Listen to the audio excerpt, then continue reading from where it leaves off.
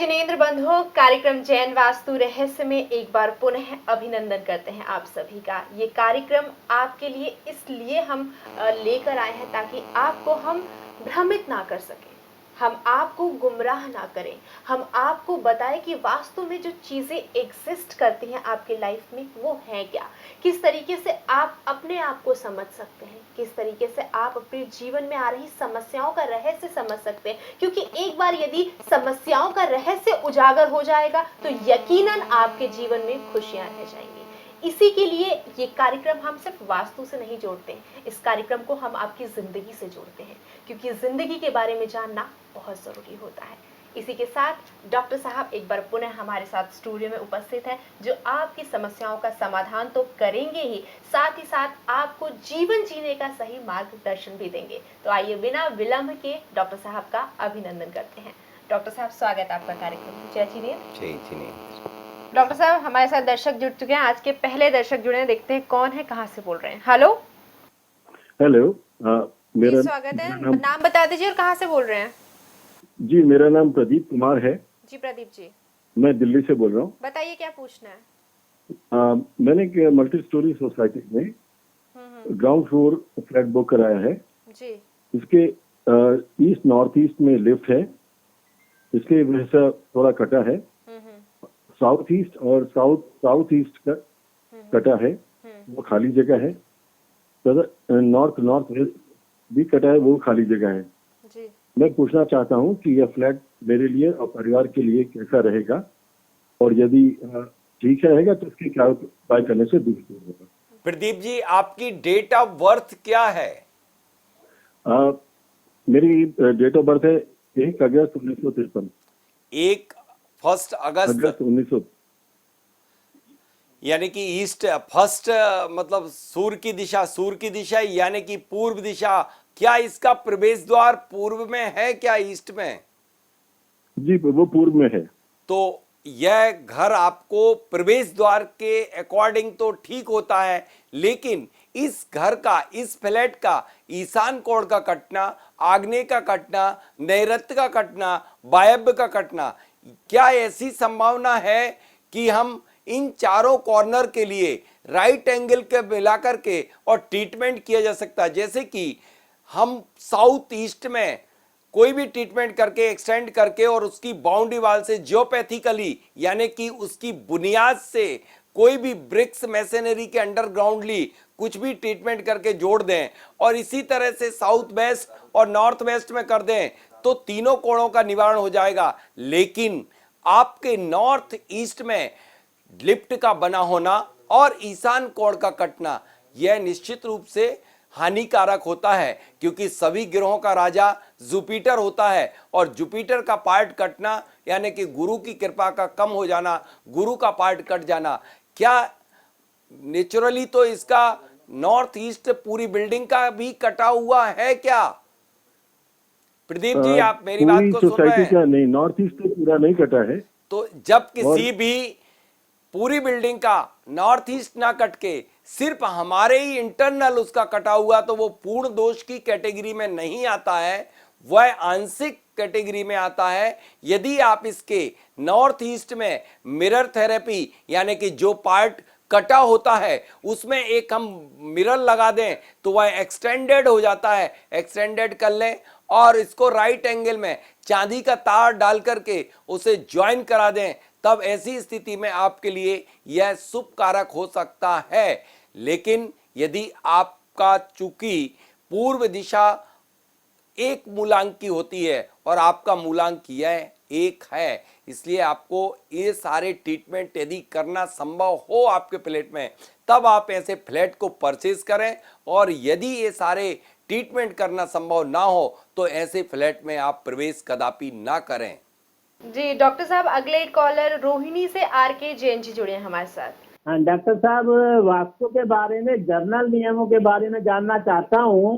क्या क्या जर्नल नियम अप्लाई होने चाहिए? बहुत सी भ्रांतियां फैली हैं जी। हर आदमी अलग अलग वास्तु के बारे में बताता है। बताइए आप क्या पूछना चाहते हैं, बेसिक चीज क्या पूछना चाहते हैं आप? बेसिक चीज, पानी की टंकी रखने के बारे में कोई कहता है कि साउथ वेस्ट में रखनी चाहिए, कोई कहता है कि नॉर्थ वेस्ट में रखनी चाहिए, तो कौन सी दिशा उचित है? जैन साहब, बहुत सारी भ्रांतियों को पैदा हम और आप जैसे लोगों ने, कई लोगों ने अर्ध विकसित ज्ञान होने के कारण किया है। किसी ने एक पुस्तक यहां से दिल्ली से चला, बुक स्टार से खरीदी और वहां अपने घर पहुंचते पहुंचते वह वास्तुविद बन गया, लेकिन उसने यह नहीं देखा कि पुस्तक किसने लिखी। ठीक इसी तरह से जिन लोगों ने पौराणिक ग्रंथों को नहीं पढ़ा है, मैमत्तम, सम्रांगण सूत्रधार, विश्वकर्मा प्रकाश इत्यादि अनेक जो प्राचीन आधारभूत ग्रंथ हैं, उनके बगैर व्यक्ति शून्य है। एक्चुअल में इसमें लॉजिक है कि ओवरहेड टैंक सिर्फ वह साउथ वेस्ट में कदापि नहीं रखना चाहिए, नॉर्थ वेस्ट में इसलिए रखना चाहिए क्योंकि चंद्रमा का लोकेशन हमेशा नॉर्थ वेस्ट होता है और जल चंद्रमा का कारक माना गया है, इसलिए चंद्रमा की रश्मियां उसके लिए ऊर्जावान करेंगी। और साउथ वेस्ट में यदि टंकी बनाई जाएगी तो इंफ्रारेड किरणें, जब दोपहर का वक्त होता है, चमकती हुई धूप में, इंफ्रारेड किरणों में आप उस गर्मी को बर्दाश्त जब नहीं कर पाते तो वह पानी कैसे बर्दाश्त कर पाएगा और उसके ऊपर उसका प्रभाव उस पानी में पड़ेगा। और जब उससे स्नान करोगे, ड्रिंकिंग वाटर के लिए यूज करोगे, तो निश्चित रूप से आपको एनर्जी कैसे प्राप्त होगी। इसलिए चंद्रमा की रश्मियां जब आपको वायव्य कोण पर उस पानी में मिक्स होंगी तो वह पानी ऊर्जावान बन जाएगा। दूसरी बात आपने की, तरह तरह की भ्रांति है। निस्संदेह वह भ्रांतियों को जन्म जो हो रहा है, वह आज मैं वास्तुविद जरा सा सीखा और 5 नुस्खे मैंने अपने निकाल दिए और हमने अप्लाई करना शुरू कर दिए। तो इसके कारण तरह तरह की भ्रांतियां फैल रही हैं। कहीं से जैसे फेंगशुई से वास्तु आई, उसको अपना लिया, कहीं यहाँ का उठाया, वहां का जोड़ा और लोगों को भ्रमित करने के लिए आज वास्तु शुरू कर दी। वास्तु को आज हर व्यक्ति वास्तुविद घर में घुसता है और तोड़फोड़ प्रारंभ कर देता है। ये तोड़फोड़ का वास्तु नहीं है, यह तो वह वास्तु है जो व्यक्ति के जीवन को आनंद से भर दे, या फिर इन सारी रश्मियों को या सूर्य की किरणों को या ब्रह्मांड में व्याप्त 5 तत्वों की ऊर्जा के लिए संतुलित होकर के और उसके घर में प्रवेश कराए और अपने शरीर के अंदर जाए। इसका नाम वास्तु है। निर्बाध गति से ऊर्जाओं का आवागमन होने का नाम है वास्तु। डॉक्टर साहब, हम अक्सर देखते हैं जी कि एक मकान में 15 साल से रह रहे थे, बड़े फूल फल रहे थे, मगर अचानक हमारा लॉस शुरू हो जाता है और वास्तु वाले आगे कहते हैं कि आपका घर का वास्तु ठीक नहीं है। देखिए, तो 15 साल तक क्या वो बिगड़ा हुआ था? बिल्कुल। देखिए, 15 साल तक बिगड़ा हुआ नहीं था। अब मैं इसका रहस्य आर.के. जैन साहब मैं आपको बताता हूं। जब आपने जन्म लिया, आपकी कुंडली बन गई, और क्या मैं आपसे पूछता हूं, जन्म से लेकर आज तक क्या आपका जीवन एक सा चला क्या? नहीं। तो आपको जवाब मिल गया कि नहीं मिला? जिस तरह से हर दशाएं, महादशाएं आपकी अपने जीवन काल में परिवर्तित होती हैं, ठीक इसी तरह से जो दोष होते हैं वह दोष ग्रहों के होते हैं और एक एक ग्रह का एक एक लोकेशन पर वास होता है।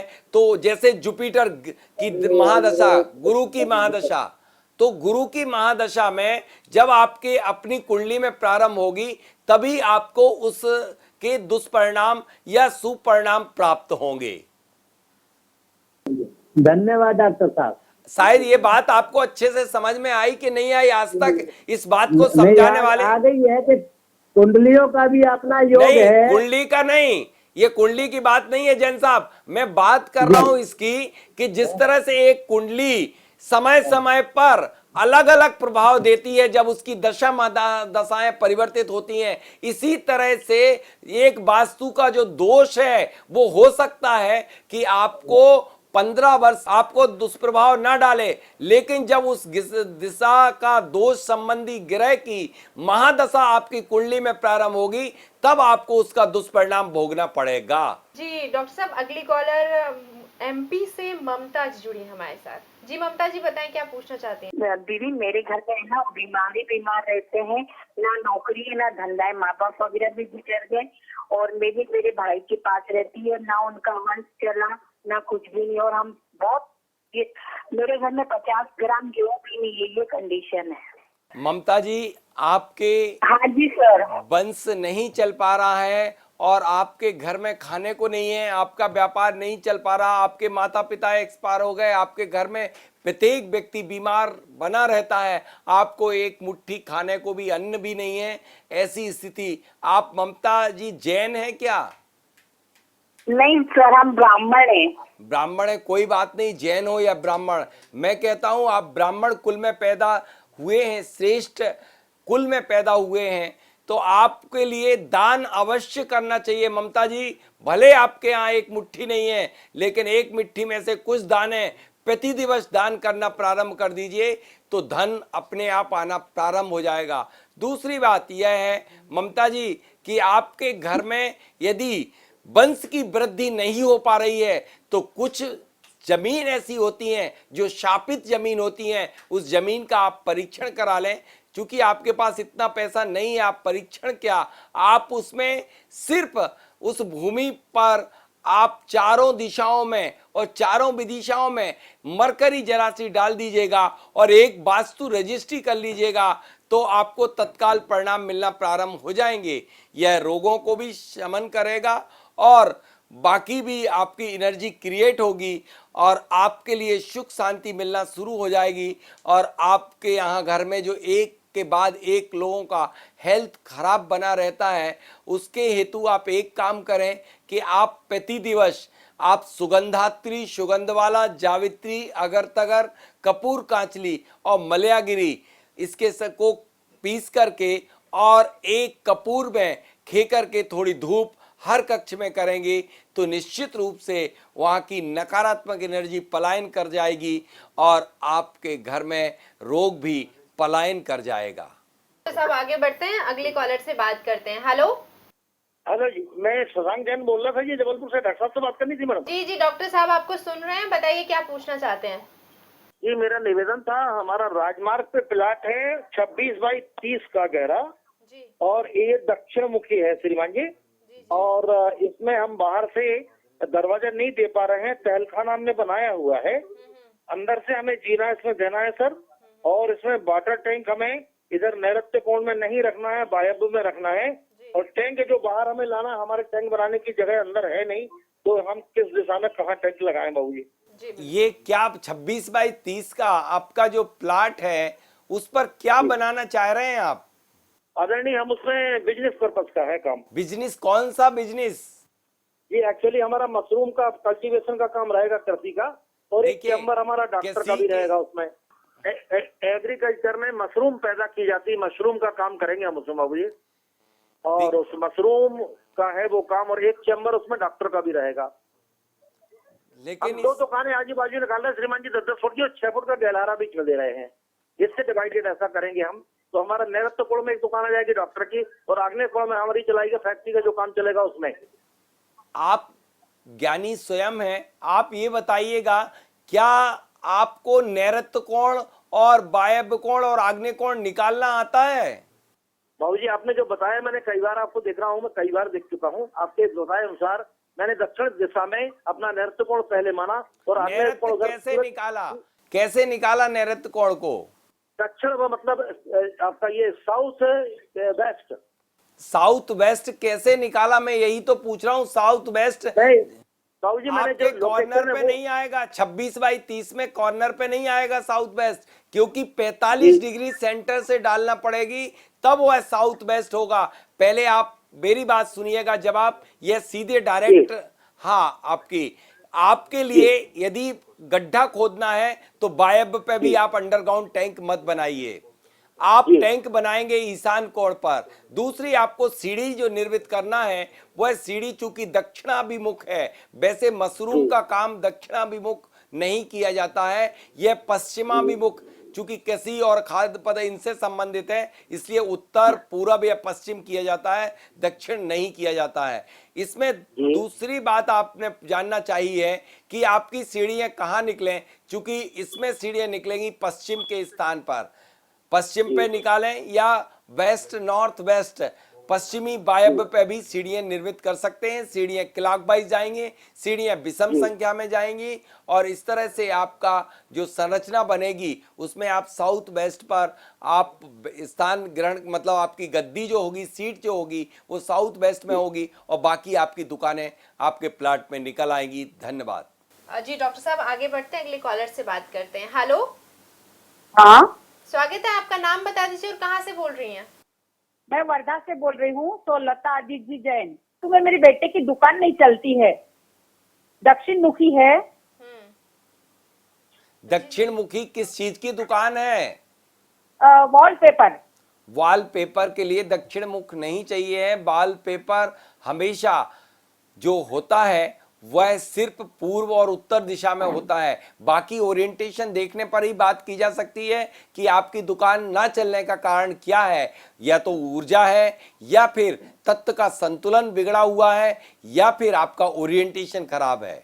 जी बिल्कुल डॉक्टर साहब, इसी के साथ हमारा टाइम हो चुका है कि इस कार्यक्रम को यहीं समाप्त करें, लेकिन जाने से पहले एक बार पुनः आप सभी से बोलना चाहूंगी कि आने वाले 27, 28, 29, 30 तारीख को आप भी वास्तु के ज्ञानी बन सकते हैं, क्योंकि यहाँ पर सिर्फ आपको हवा में वास्तु नहीं सिखाई जाएगी, आपको वास्तु का अर्थ बताया जाएगा कि आखिर वास्तु की उत्पत्ति कैसे हुई, किस तरीके से आज ये साइंटिफिकली प्रूव हो चुका है कि वास्तु एग्जिस्ट करता है। ये सब चीज़ों के बारे में आपको डिटेल में जानकारी दी जाएगी। इसके अलावा भी यदि आप इसके रिगार्डिंग, इस क्लासेस के रिगार्डिंग कुछ और भी जानकारी प्राप्त करना चाहते हैं तो जो नंबर्स आपके टीवी स्क्रीन पर बने हुए हैं उस पर आप कॉल कर सकते हैं, और कॉल तभी करें जब 1 और 2 दोपहर के 1 और 2 बजे, क्योंकि उस वक्त का टाइम है जब डॉक्टर साहब आपके लिए अपना फ़ोन ऑन करते हैं ताकि आपसे डायरेक्ट बात हो सके। और अगर इस ड्यूरेशन में ही आप करेंगे तो आपको अच्छी तरीके से आपके प्रश्नों के उत्तर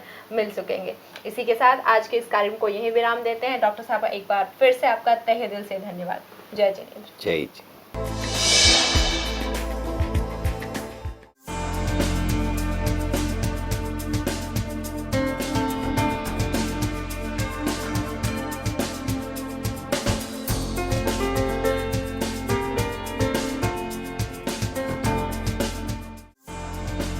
वास्तु को जानने का सुनहरा अवसर, वास्तुविद बनने का ये मौका कहीं हाथ से निकल न जाए। राजधानी दिल्ली के ऋषभ विहार में दिनांक 27 से 30 अगस्त तक आयोजित होने जा रही है जियो वास्तु ट्रेनिंग। ट्रेनिंग में रजिस्ट्रेशन हेतु आज ही संपर्क करें।